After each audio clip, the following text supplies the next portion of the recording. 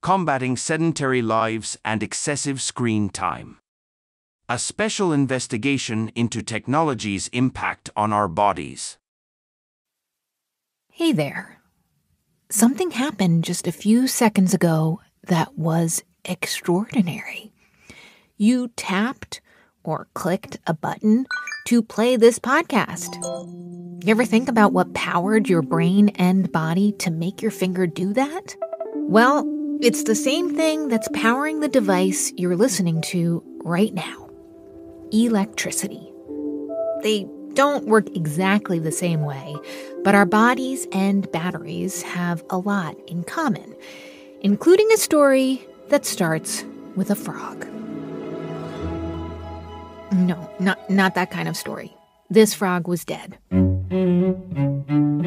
In the late 1780s, all kinds of animals, including frogs, were being dissected in the lab of an Italian doctor named Luigi Galvani to study their anatomy. And one day, something wacky happened. When one of my assistants, by chance, lightly applied the point of a scalpel to the inner crural nerves of the frog, suddenly all the muscles of the limbs were seen so to contract that they appeared to have fallen into violent tonic convulsions. This is Smithsonian curator Lila Veckerdi reading Galvani's account of the dead frog kicking. Galvani believed he had made a major discovery. His hypothesis can be put in a two-word phrase: animal electricity. He thought that the frog, that all animals store electricity in their cells, like a battery. He wrote up a report with lots of beautiful diagrams, printed just 10 copies, and sent them off to scientist friends. So now we are looking at the title page of this publication from 1791, which was printed in Bologna. We see that I went to see one of Galvani's precious copies at the National Museum of American History in Washington, D.C. It's almost like a magazine. I guess it's kind of like if we were to get like Nature magazine today with publications. That's what it was, originally as an article. One of Galvani's pals, an Italian physicist named Alessandro Volta, read his article. And Volta thought Galvani's ideas about animal electricity, they weren't quite right. Volta decided to test them. Volta was a more rigorous scientist than Galvani was, and at first... Roger Sherman is the physics curator at the National Museum of American History. And Volta experimented very carefully and determined that what was making the legs twitch was a circuit between the frog and the scalpel, which was made of steel, and a different metal like copper or brass. And when you have a circuit like that, it creates an electrical current. So Volta figures out that actually you don't need a dead frog or any other animal. You just need to put different metals together, stick them in a conduit like salt water, and presto, you can generate electricity. Volta calls his invention the voltaic pile. Volta's pile. There's a pile there, yes. A stack of different discs of metal. This was basically the invention of the battery. Yes, and from that discovery comes our modern electric batteries and the whole idea of electricity as a current that continues to flow.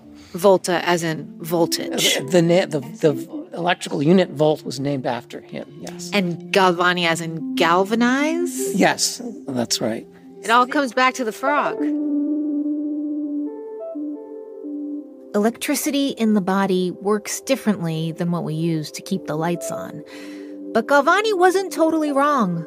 It is what makes us move, think, and feel. Electricity is the spark of life. As the poet Walt Whitman famously wrote, "I sing the body electric. To feel the pulse of the world in your veins is to feel alive." But let's be real. These days, that vitality is waning. Our laptops and phones keep going, but for many of us, spending hours attached to our devices, well, it's depleting us. We feel stuck in a vicious cycle of type, tap, collapse. I find myself sitting. I find myself staring at screens. I find myself trapped in that world. I'm not moving as much as I could or should. My shoulders sometimes hurt sitting at a computer, hunched over. It doesn't seem like it's something that takes a lot of energy, but it absolutely does. I'm not sleeping great. I'm so tense and tight. My back aches. I tend to just continuously lean further and further and further into the computer screen. Yeah, I think I feel it most in my eyes, and it almost feels like you're drunk or something. It's such a dizzy, distracted, it's almost disassociative. I'm just tired, and I take breaks. I'll be like, hey, you need a break, so stop looking at the big screen, and now it's time to look at the little screen. What? That's not good. Oh man, I hear you. We are in a silent battle with our devices, and they are slowly, stealthily draining us. But how can we maintain our energy when nearly 85% of jobs are mostly sedentary? And even when we're not working, so many of us spend the majority of our time on screens. Well, I think it's time to find out, because I'm not sure we can keep going like this. I'm Anoush Zamarodi. I usually host the TED Radio Hour. I'm also a longtime tech journalist. And I want to welcome you to NPR's Body Electric, a special 6-part investigation into the relationship between our technology and our bodies, and what we can do to make it better. Over the last decade, I have been on sort of a quest to get people, including myself, to observe our behavior so that we can understand and change how we live with technology. I have found that with the right combination of history and hardcore science and some self-experimentation, we can make real change. Which is why, in the fall of 2023, we partnered with Columbia University Medical Center to do a massive study with listeners. Over 20,000 people signed up. Maybe you or someone you know joined in. We wanted to find out if we could take those researchers' findings from the lab about how to get off our butts and translate their recommendations into real life. So we want you to come on this journey with us because we learned so much from this study. And now we want to challenge you to give it a try. Get your family, your friends, your coworkers on board too. We'll explain how exactly a little later in the show, but I think you'll find it pretty darn exciting. First, though, we need to understand how we got ourselves in this position. We need to see the big picture. When we come back, how our tools have shaped our anatomy through the ages. Stick with us.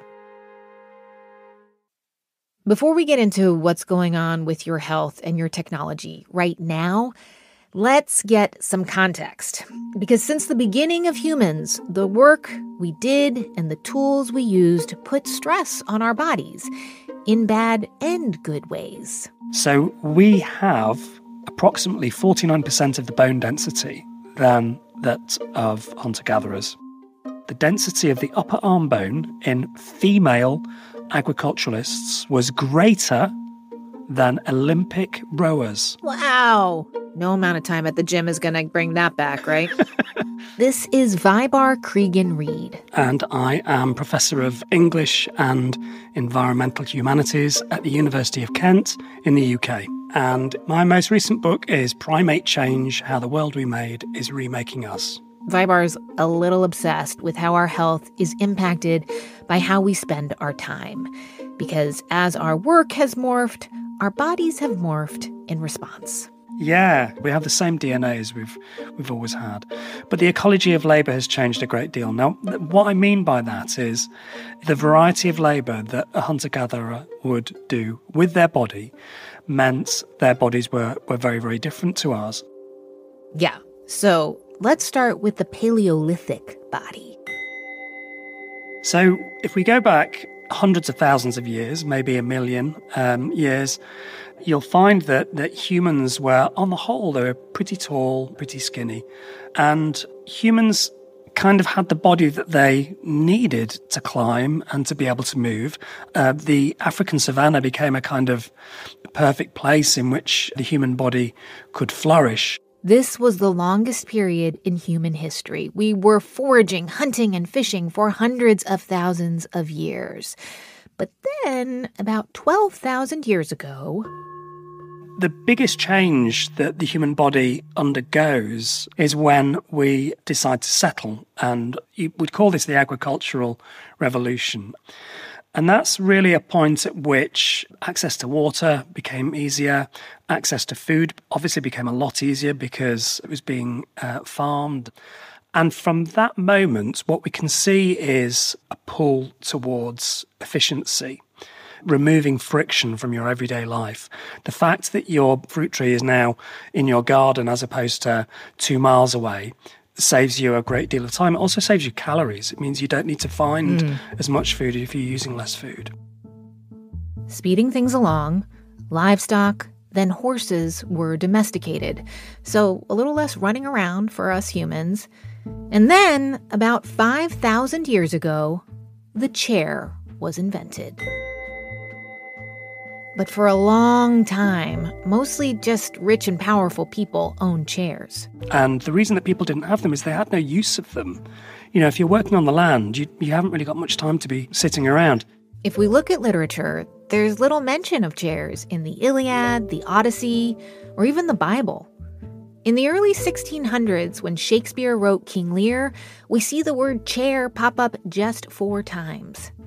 But then, 150 years after that, the industrial age commenced, and so did the era of sitting. In the mid-1800s, Charles Dickens was, of course, writing up a storm, and chairs are mentioned all over the place in his manuscripts. If you look for the word chair in Bleak House, there are 187 of them. So something had obviously hugely changed. And what had changed wasn't just the fact that it was possible for us to make more chairs, but it was the fact that there were just so many other ways for people to use them. And one of those ways is in their work. So in 1851, it's the first time in the history of our species that we start to find more people living in urban centres than are living in rural ones. And what it meant was their lives completely changed. And Vibar, I guess we should also point out that simultaneously, just as chairs and more sedentary lifestyles were becoming common, people were also working in factories with horrible conditions, long hours, surrounded by really dangerous machines and chemicals. Very dangerous machines, very dangerous chemicals, and if you were injured at work, it was on you. There was no legal recourse. So it was incredibly dangerous, but also what it meant was people were exhausted. They didn't have access to the variety of food that they had access to in rural communities. So people that worked in factories, they worked extremely long hours, but they were often working to buy the bread for the following day. So children were never outside. So they would walk a few hundred meters to work, then they'd be inside a factory for 12 hours or 14 hours or longer. And then they'd go back home and then they'd sleep and then they'd come back to their shift. So it meant that children shrank, humans shrank quite substantially. The average 16-year-old was at least a foot shorter than today. As the industrial age progressed, we got electricity and gas, and life became more efficient. But many of our daily chores still required a lot of time and hard work.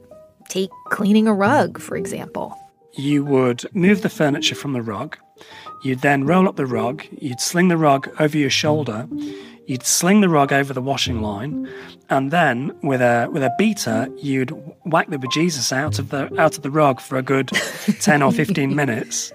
And then you'd then reverse the process. You roll back up the rug, you go back in the house, roll it back on the floor, straighten it up, then move the furniture back onto the rug. Now, to do that, you're talking about a calorie burn of about 200 to 300 calories. But then, cleaning a rug got way easier with motorized appliances. You have the upright vacuum cleaner. Now, when I was a kid, these were quite common, and they weighed a ton. So even with an upright electric vacuum cleaner, you're still talking about a good sort of 100-calorie burn to do a rug. Now, we have a RoboVac. You go beep, beep, beep on your phone, and the RoboVac leaves its home, and it goes to work cleaning the rug. And that's just one aspect of efficiency in modern life. And if you think about basically everything that you do is now a more efficient version. And we're now at the point where we don't really know what to do with ourselves. In the 1840s, it was definitely less than 1% of the working population was doing sedentary work. But if you fast forward through to today, in the US, 85% of the population has a sedentary job. I mean, clearly there are wonderful things that we have now. Science, healthcare, medicine, we're living longer than ever. But it seems like you're pointing to a quiet problem that's not going away. Well, the quiet problem is things like I sound kind of croaky today, and it's because I have asthma and hay fever, and the tree pollen has decided to dump its load all in one afternoon, it seems. Hay fever doesn't exist until the 19th century. It literally does not exist until the 19th century. Most of the diseases that you can think of, they are connected in one way or another with a diminution of movement or in a move away from rural environments to urban ones. And our bodies are always trying to be the best bodies that they can be for us.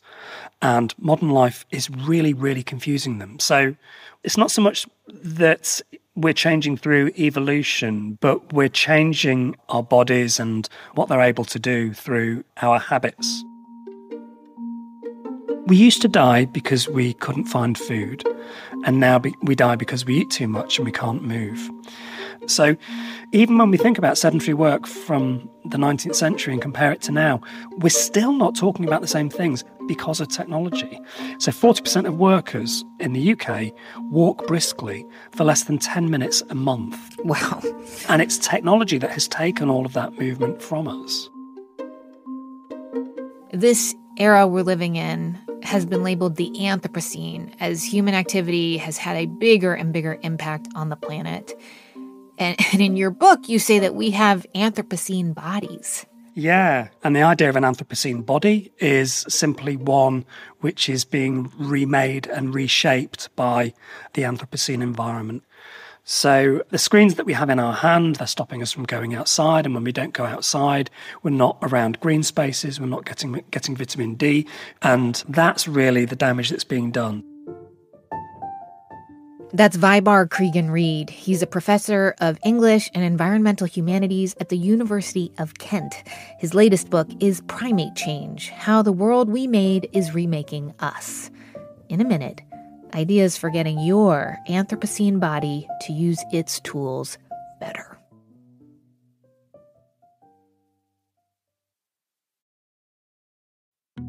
Okay, so we just had a speed history lesson about how our bodies have changed through the ages, which brings us to our habits in 2024. So some of the latest data suggests that the average adult spends 11 hours per day engaging in some form of technology. And what are we typically doing when we're consuming technology? Most likely not moving. I talked to assistant professor of behavioral medicine at Columbia University's Medical Center, Keith Diaz. Here's our first conversation from the fall of 2023 about his research on the amazing effects of short movement breaks and our hopes and dreams to do a massive study with listeners. Because here's what we're dealing with. Unfortunately, we live in a world that the default position is sitting. And we see movement now as often an inconvenience. Like, oh no, I left my charger upstairs for my phone. Oh, I gotta go upstairs. Okay, maybe you're thinking, well, yeah, I sit around scrolling on my phone a lot, but at least I run or I go to the gym in the morning. Keith says it's still a problem. It's not enough to just check off that exercise box for your day and think that you're done and you don't have to move the rest of the day.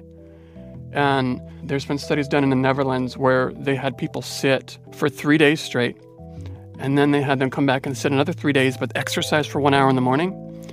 And what they found was that 1 hour of exercise in the morning before they sat for the rest of the day was not enough to offset the health harms of sitting. I know. It feels so unfair that even if you're working out, it's not enough. But I bet some of you are also thinking, phew, good thing I got that standing desk. I'm not so sure.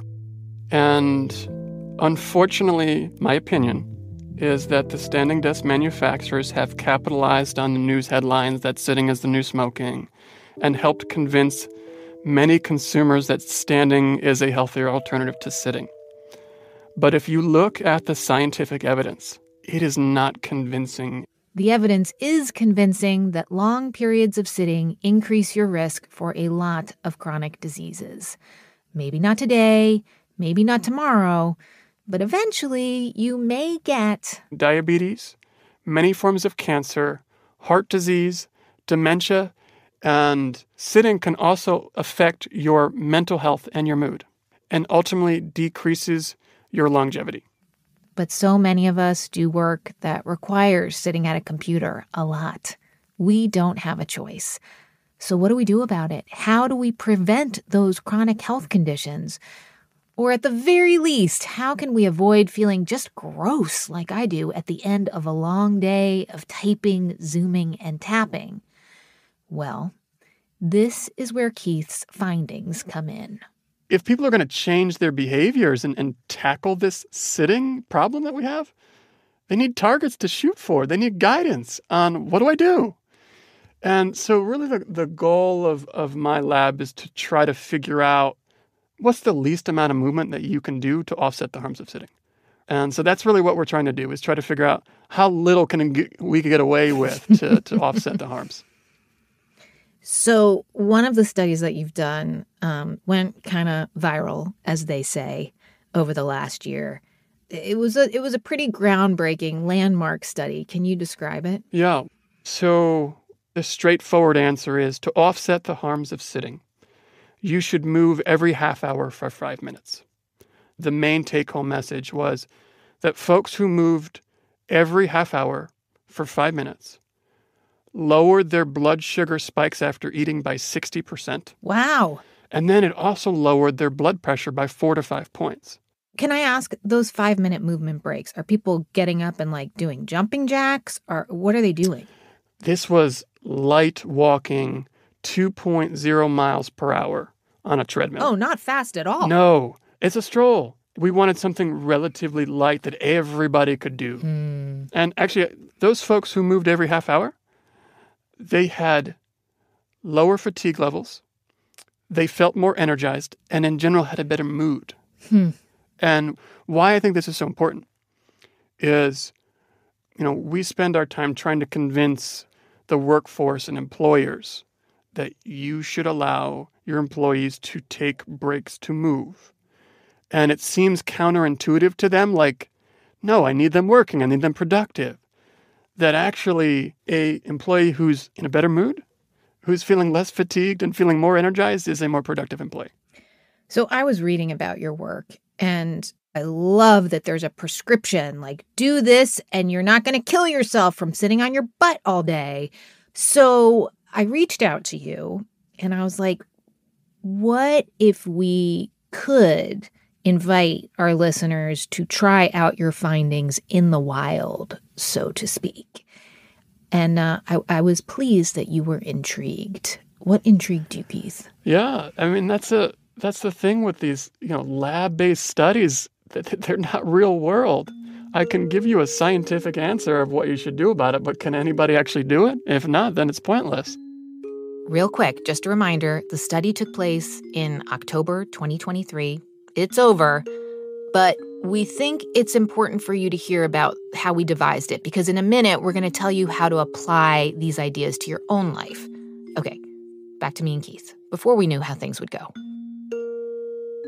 Okay, so we, NPR, are partnering with you and Columbia to do a study with listeners should they choose to join. Let's lay out the plan. Yeah, so the plan is that we're going to ask you to sign up and commit to doing movement breaks. For 3 weeks. Yes, and we're going to try a couple different doses. We want to see which ones work and which ones don't. We're going to send you some text messages over the course of the month and just check in and see if you're taking the breaks. If you are, we want to know when are you taking them, what's making you successful in taking the breaks. And if you're not, we just want to understand why not and understand what are your barriers. But we're also interested in seeing, does this change how you feel? Does this change your mood? Can we be more specific about what counts as an exercise snack? Yeah, so first off, standing doesn't count. So we want you moving. And so our ask here is that you walk either in place, if that's all you can do.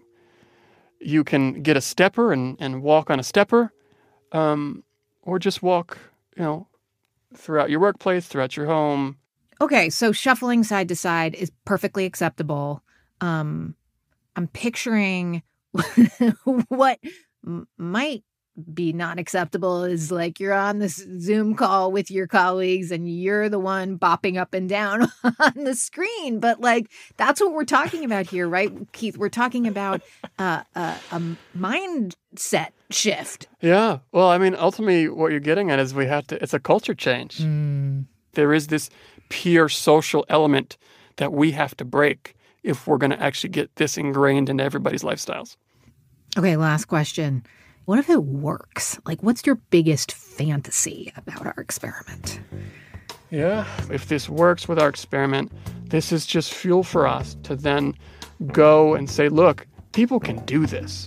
And that's going to help us to start paving the way towards system-level change. And that's, for me, where I want to take this. So, spoiler, people can do this, and they did. With their friends, their family, their coworkers, and the effects were profound. You'll hear more about how things went down with our study participants over all our episodes.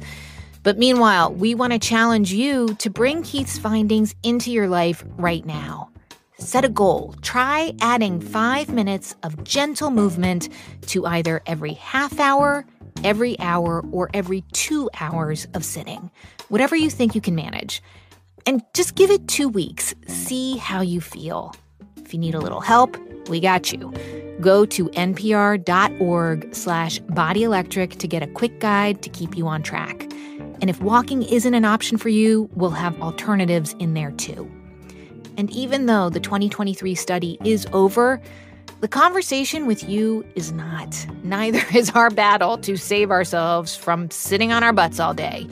So whether you are doing the Body Electric Challenge again or for the first time, we want to hear about your experience. Record a voice memo. Email us at bodyelectric@npr.org and talk to me directly on Instagram.